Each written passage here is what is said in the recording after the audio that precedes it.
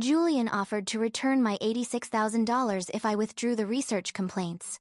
The proposal arrived through his divorce attorney 2 days before the gala. In return, I would describe the inhaler switch as a marital misunderstanding and ask the hospital to correct any statement implying deliberate misconduct. My attorney read the offer twice. "He wants you to reimburse yourself with your own stolen money," she said. "Generous." We rejected it. Julian responded with a 6-minute voice message. At first, he sounded reasonable. He said Celeste had designed the data system. Celeste prepared the false consent. Celeste reassured him that the animal clotting signal was meaningless. He had merely swapped 2 canisters because he believed in the science.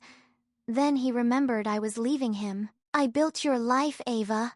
You had a part-time spreadsheet job and an inhaler in every purse when I met you. I gave you a house, insurance, and a name people respected.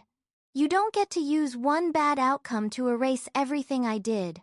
The message ended with breathing and a softer sentence. "Come home before Theo gets what he always wanted." I forwarded the original file to my attorney. 20 minutes later, Celeste called. "Julian is blaming me," she said. "He is. The consent was his idea. You approved it. He told me you had agreed privately and were refusing on paper because your employer's conflict policy required it. It was a bad lie told by someone accustomed to better ones." "Then why did you say I would never notice?" She became silent. "The kitchen camera has audio," I said. "What do you want?" "Nothing from you. I can prove Julian stole the trial units. He signed them out under a screening code that failed. I can prove he connected your device. Give it to the investigators." "Not unless I receive protection." "Then negotiate with someone who can offer it." Celeste's voice sharpened. "You are enjoying this. I spent 10 days unable to use a fork. Enjoyment hasn't entered the schedule." She hung up. That night, my attorney received an email from Celeste's lawyer requesting an interview with the hospital and federal investigators. Attached were preserved messages between Celeste and Julian. One came from Julian 7 weeks before my seizure. "Ava is ideal. Severe enough to show improvement. Compliant enough to produce clean data. She trusts whatever I hand her." Celeste's reply appeared beneath it. 6 weeks. High dose. If she notices, I never approved this. They had each saved the messages as insurance against the other. Now both copies belong to the investigation. The morning of the gala, the BioFuture Foundation confirmed the ceremony would proceed. It did not confirm who would receive the award. I dressed in a dark green gown with a high collar that covered the healing incision. My cane was black lacquer with a brass handle. I had chosen it because a medical supply did not have to apologize for being visible. Theo arrived in a tuxedo and offered his arm. "Ready?" he asked. "No. Would you like another week?" I took his arm. "I'd like my name back." The BioFuture Gala occupied the grand ballroom of a hotel Julian once said was too expensive for our anniversary. Celeste's face filled a screen above the stage. Beneath it, a line of silver text called AVX41, the future of asthma care. Our tickets placed us at the front table. Celeste had chosen the seats when she thought I would either stay home or sit close enough to be humiliated. She did not look pleased when Theo pulled out my chair. Julian came over before dinner. "You're making a mistake," he said. I adjusted my cane against the table. "That line has been taken. The Foundation knows there is a vindictive divorce behind these allegations. It also knows when the consent file was created." His eyes moved to Theo. "Did he tell you the clot could have happened without the drug?" "Yes. He also told me uncertainty is not permission to hide a serious event." Julian crouched beside my chair. "Ava, listen to me. Withdraw the complaint tonight. Celeste can revise the report without naming you. We can still settle the money privately." And? "You keep offering me privacy after using my body in secret." The ballroom lights dimmed. Julian stood. "When this is over, do not expect me to save you from the consequences." "You already saved me once," I said. Theo was on call. He returned to the head table. Celeste took the stage after the salad course. She wore the diamond pendant and a white gown cut to look like a lab coat from a distance. Julian sat beneath her, smiling for the cameras. Her presentation was excellent. That was part of what made her dangerous. She showed an animation of inflamed airways opening. She described 16 official subjects and one additional individual patient case. On the screen, Subject 17 became a clean blue line dropping towards 0 nighttime attacks. My stolen breaths earned applause. Across the completed observation period, Celeste said, AVX41 produced no treatment-related serious adverse events. The moderator opened the floor for questions. My legs shook as I stood. Theo reached for my elbow, then caught himself. I nodded, and he steadied me. Celeste saw me at the microphone. Her smile held. Dr. Gray, I said.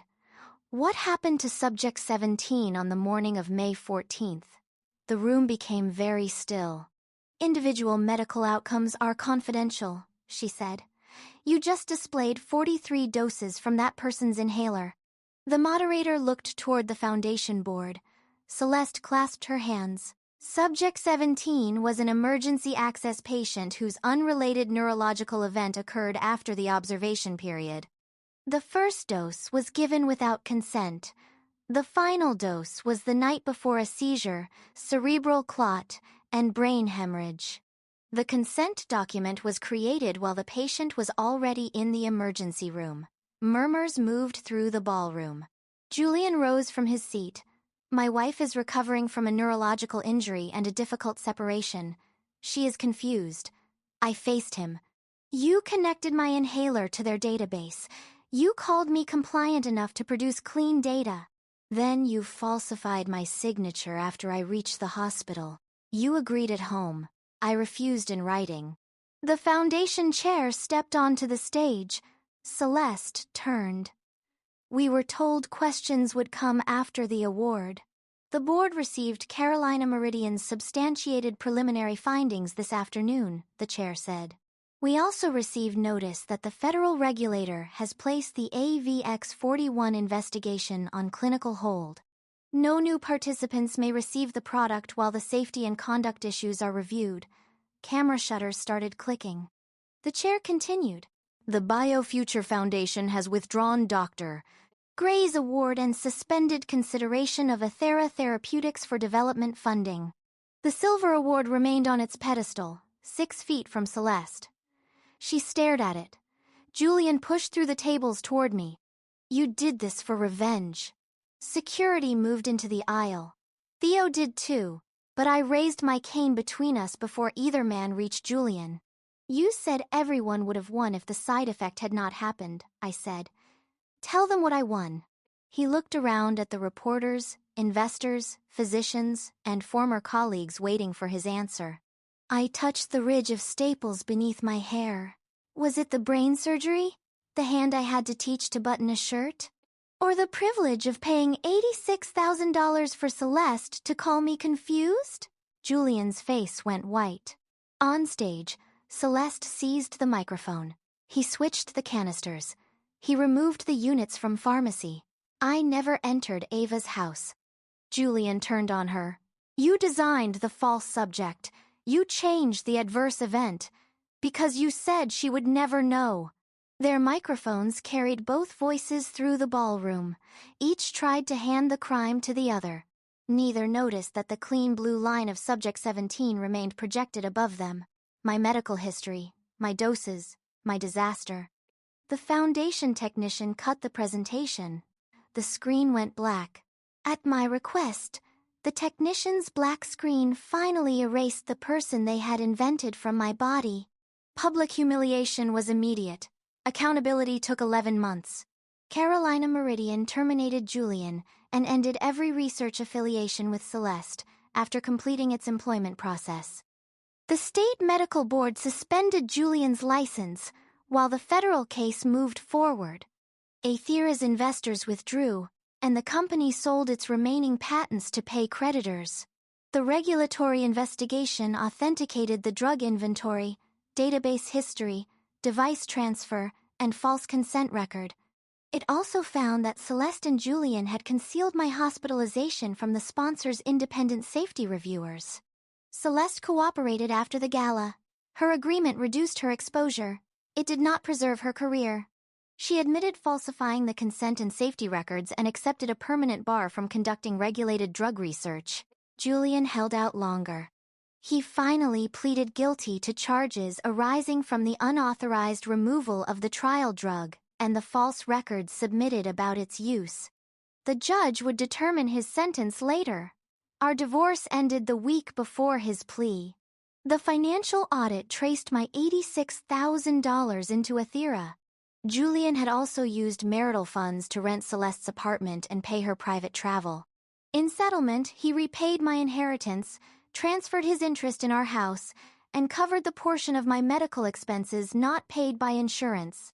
He called that outcome theft. Outside the courthouse, he asked for 5 minutes alone. My attorney remained 20 feet away. Theo was not there. I had wanted this ending to belong to the two people who made the marriage. Julian had lost weight. Without his white coat and hospital badge, he looked less powerful and more familiar. Celeste was ambition, he said.